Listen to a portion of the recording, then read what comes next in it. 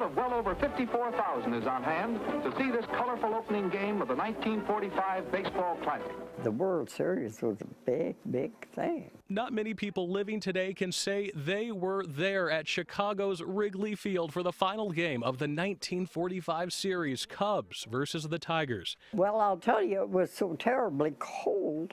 People were just hunched up to try to keep warm. Opal Duth was 34 years old now. 71 years later, at 105, she recalls memories preserved in black and white. Here we are at the seventh and deciding game. The Cubs were in a make-or-break game with Detroit, and Opal was cheering for the Motor City.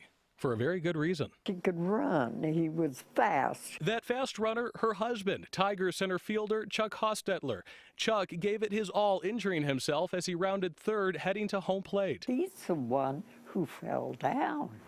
But he and his team would prevail, beating the Chicago Cubs. Opal, who is 1932's Miss Wichita, looks back fondly on her husband's World Series fame. That's part of my life, the happy, happy part of my life. A time not only for baseball, but romance. And he was the kind of husband who'd be on the road and call me up and sing me a song. Sing Silvery Moon.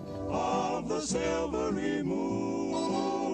Chuck passed away in Fort Collins in the 1970s.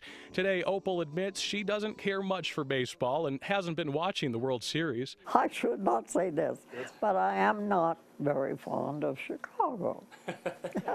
It is the city of her husband's former rivals, after all, but when asked who should win this year, Opal says the Cubs have waited long enough. She's hoping for a Chicago victory. In Fort Collins, Michael Konopasek, Fox 31. We'll see you after the game.